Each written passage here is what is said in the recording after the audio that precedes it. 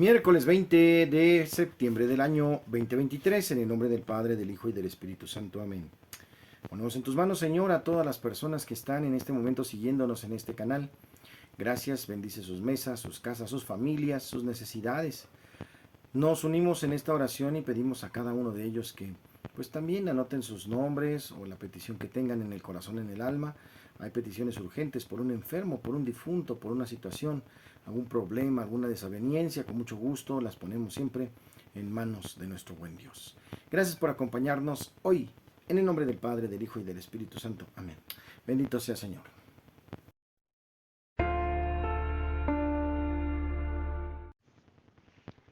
Lectura del Santo Evangelio según San Lucas capítulo 7, versos 31 al 35. En aquel tiempo Jesús dijo: ¿Con quién compararé a los hombres de esta generación? ¿A quién se parecen? Se parecen a esos niños que se sientan a jugar en las plazas y se gritan los unos a los otros: tocamos la flauta y no han bailado, cantamos canciones tristes y no han llorado, porque vino Juan el Bautista que ni comía ni bebía, y ustedes dijeron: ese está endemoniado. Y viene el Hijo del Hombre que come y bebe, y dicen: ese hombre es un glotón y un bebedor, amigo de publicanos y pecadores. Pero solo aquellos que tienen la sabiduría de Dios son quienes lo reconocen. Palabra del Señor.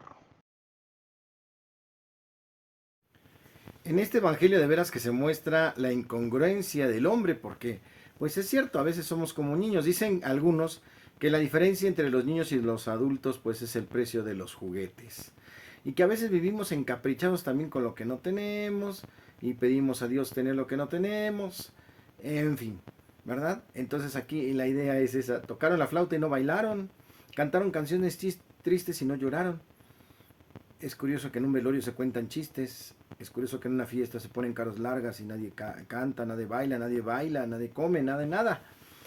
Así, ¿verdad? Así en el camino del Señor, Él nos da la oportunidad de salvarnos y parece como que pues no la tomamos muy en serio, muy en cuenta. La oportunidad está, el Señor nos invita a ser responsables, a atender las situaciones día por día, a vivir intensamente nuestra vida y aceptar el plan de Dios para ser felices. El Evangelio entonces nos recuerda eso, a mantenernos en su presencia, a aprovechar el tiempo, a ser responsables, a no dudar, a no fallar. Ese es nuestro Señor que tanto nos ama y es su palabra la que hoy nos ilumina en este fragmento de San Lucas. Y es cierto, porque critican a Juan el Bautista, porque no come nada, porque come grillos, porque está en el desierto. Y cuando Jesús está entre los necesitados, dicen que es un glotón, que es un borracho, le ponen de todo, ¿no?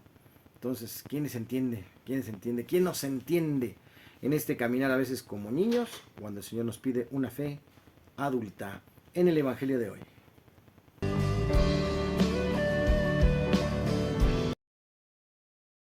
En el tema de hoy, guerra implacable contra el pueblo católico de México.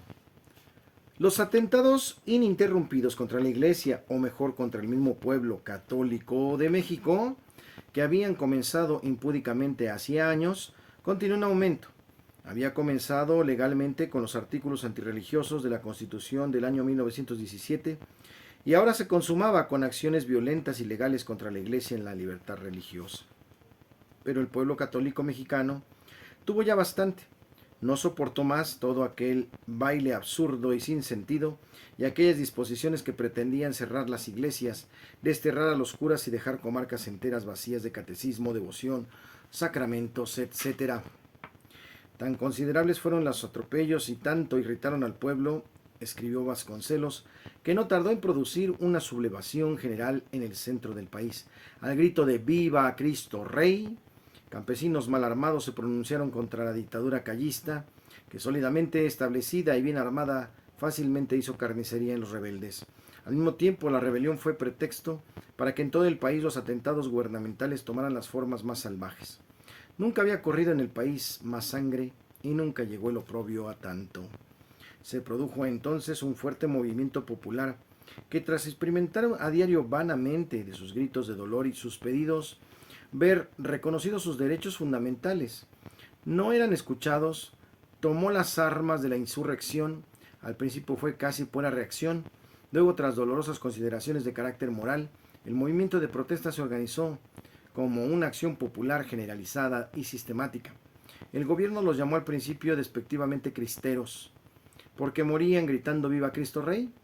Luego ellos mismos se reconocieron en el significado literal de aquel nombre y se llamaron a sí mismos cristeros, su movimiento la cristiada. El más conocido historiador de este movimiento popular, Jan Meyer, trazando las raíces del hecho, señala la hostilidad ciega y cruel del estado radical masónico que llevó su ideología hasta el fondo, provocando una persecución insensata, dando motivos para aquel levantamiento popular. Comenzar así la primera cristiada en el año de 1929, aquellos campesinos alzados estaban poniendo de rodillas al Estado callista y ganando la partida, pero por obediencia a los obispos y en ellos veían al Papa, depusieron las armas y volvieron a sus casas. Fue algo que rompió todos los esquemas de las sublevaciones populares. Aquella gente aguerrada y fiel fue traicionada miserablemente por un Estado que, sabiendas, se había propuesto de antemano el engaño y la traición, como documenta la historia. Se había llegado a unos acuerdos, entre comillas, estipulados entre el Estado y algunos representantes del episcopado, por iniciativa de los Estados Unidos y bajo su tutela. Pero aquellos malos acuerdos fueron hollados. Los salvoconductos emitidos por el gobierno se convirtieron en papel mojado. Muchos fueron asesinados a traición y varios miles de ellos fueron vilmente masacrados. Fue un auténtico genocidio, de gente sencilla asesinada por el simple hecho de haber sido cristeros o imaginando que habrían podido haber sido una matanza por parte del Estado con todas las de la ley. Tan cruel, pensada y fría fue por ello. Poco después algunos no sufrieron ya aquella situación donde estaba en juego la propia vida física, y el movimiento que continuaba sumergido bajo las cenizas de la represión quiso encenderse de nuevo. Fue la segunda cristiada, preparada a partir de los finales del año 1932. La situación duraría incluso hasta casi 1940, pero aquellos levantamientos pudieron ser sofocados por el gobierno. El presidente Cárdenas, con un sentido realista, había comprendido que México no podía registrarse indefinidamente por las bayonetas. Aquel sentido práctico le llevó a la tolerancia, incluso a propiciar amnistías de algunos implicados en la cristiada. Tocaría a su sucesor, el presidente Ávila Camacho, encauzar las aguas tormentosas por los cauces más tolerantes y normales.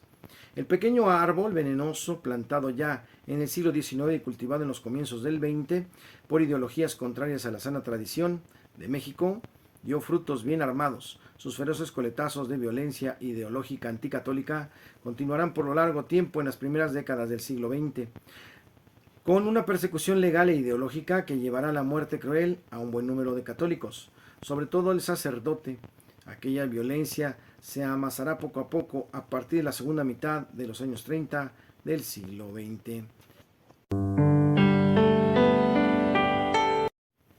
En Santos y Conversos, hoy celebramos ni más ni menos a San Eustaquio. San Eustaquio, un santo de primerísimo nivel que hoy celebramos, fue mártir laico. En Roma, la conmemoración de San Eustaquio mártir, cuyo nombre es venerado en la antigua iglesia diaconal de Urbe. Eustaquio significa cargado de bellas espigas, viene de la lengua griega. San Eustaquio figura entre los mártires más famosos de la iglesia, venerado desde hace siglos, tanto en Oriente como en Occidente. Se le cuenta entre los 14 santos auxiliadores, es patrono de cazadores y por lo menos desde el siglo VIII dio su nombre a la iglesia titular de un diácono cardenal de Roma. Sin embargo, sobre él no se puede decir nada con certeza. Sus leyendas muchas veces nos dejan con muchas dudas. Relatan que Eustaquio vivió entre los años 98 y 117. Era un general romano en los ejércitos del emperador Trajano. Se llamaba Plácido y era muy aficionado a la cacería. Sin duda alguna, al estudiar su personalidad, uno cae en la cuenta de que era un general muy joven y apreciado en todo el imperio romano. Precisamente se hallaba cierta vez en persecución de alguna valiosa pieza en la soledad de los montes. Cuando vio venir hacia él un gran ciervo en cuyos cuernos aparecía la figura de Jesucristo en la cruz, la misma historia se cuenta en la leyenda de San Huberto y en la de otros santos, y una voz que surgía de la aparición le llamaba por su nombre. Se afirma que aquel prodigio ocurrió en la región italiana de Guadalgolno, entre Tívoli y Palestrina. La extraordinaria visión tuvo el efecto de convertir instantáneamente a Plácido al cristianismo. El general y toda su familia recibieron el bautismo y él tomó el nombre de Eustaquio. Su esposa se llamó Teopistis y sus hijos Agapito y Teopisto.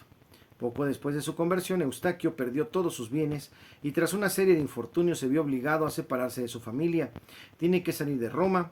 Los esposos se ven separados en dramáticas circunstancias y da por muertos a sus hijos que le fueron arrebatados por animales salvajes.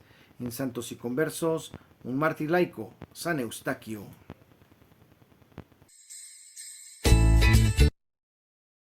Vámonos a la rola del alma de esta ocasión. Vamos al himno de San Eustaquio, que es santo patrono de Sanlúcar la Mayor. Vamos a escuchar el himno a San Eustaquio. Adelante.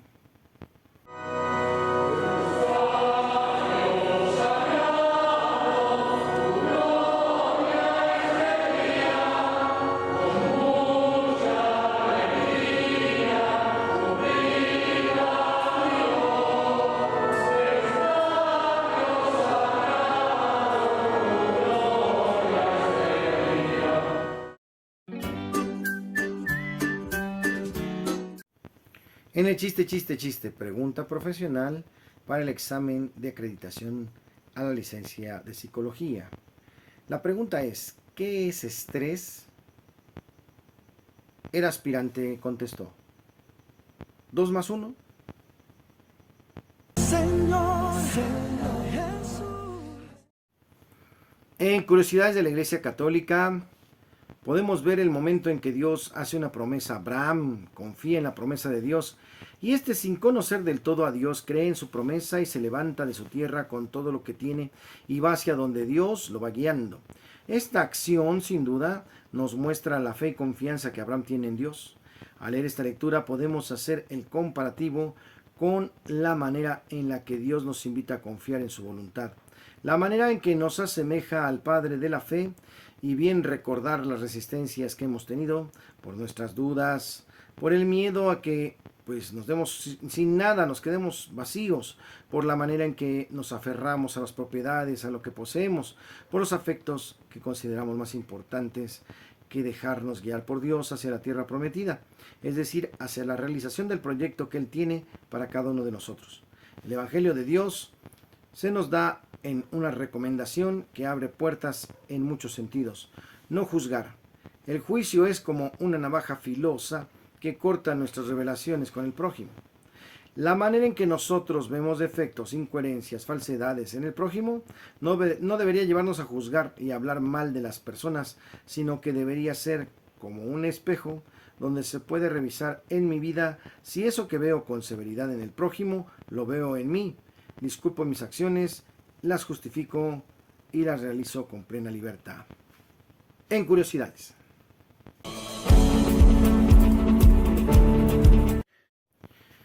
En la buena onda de hoy, un abrazo a todos nuestros hermanos del Movimiento de Cursillos de Cristiandad que han preparado una comida para todos los sacerdotes en este día.